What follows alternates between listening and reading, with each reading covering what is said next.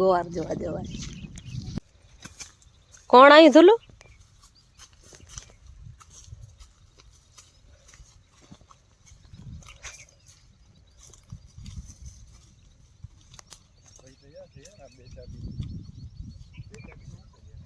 થોડોક લીલો હે નહીં પ્રદીપ?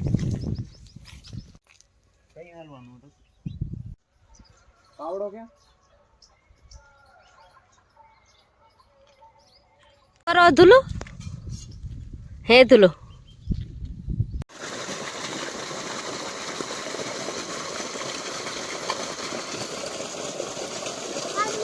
શું ખપે? એને સેતુર કહેવાય. શું કહેવાય? હે તારાથી ઉતરશે? નહીં ઉતરે. હા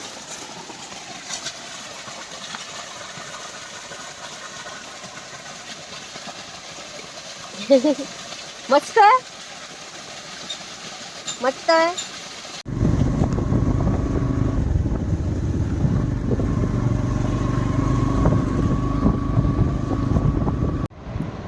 ઘરે વળી આવ્યા વાડીએથી.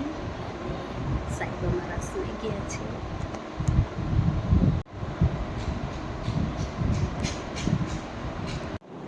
તો બસ વાડીએથી વળી આવી, ખાધું પીધું, થોડોક આરામ કર્યો. ચાયનો ટાઈમ હતો તો ચાય પી લીધી. અને હવે હું કરું હું મારા એક કસ્ટમરનું કામ. નાનકડું જ કામ છે, માત્ર 10થી 12 મિનિટનું. આમ તો રવિવારના લગભગ સુધી મને કોઈ બીજું એક્સ્ટ્રા કામ કરવાનો ટાઈમ ન મળે, પણ આ થોડુંક નાનું હતું તો એમ થયું ચાલો આ કામ કરી લઈએ, જેથી પતી પણ જાય. અને થોડુંક હોય 5-10 મિનિટનો તો વાંધો પણ ના આવે કે થઈ જશે, હમણાં થઈ જશે.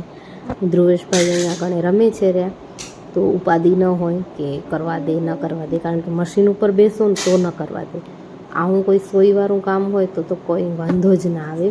તો પેન્ટની અંદર બસ ગાજ લગાવવાનો હોય, તો ગાજ કરતી હતી પેન્ટમાં, અને ફટાફટ કરી દઉં. હમણાં જ ધ્રુવેશભાઈ ક્યારેય નક્કી નહીં કંઈ ફોનમાં વિડીયો ઉતારતે ફોન ખણી લેશે. તમે આગળ જોજો. હમણાં જ એ 2-3 સેકન્ડમાં જ મારો ફોન ઉપાડી અને પોતે કહેશે હું એ ફોટો પાડું. તો ચાલો ફરી મળીશ તમને એક નવા વિડીયો સાથે. અને પ્લીઝ ચેનલને સબસ્ક્રાઈબ કરજો, વિડીયોને લાઈક કરજો. જય શ્રી કૃષ્ણ, જય માતાજી.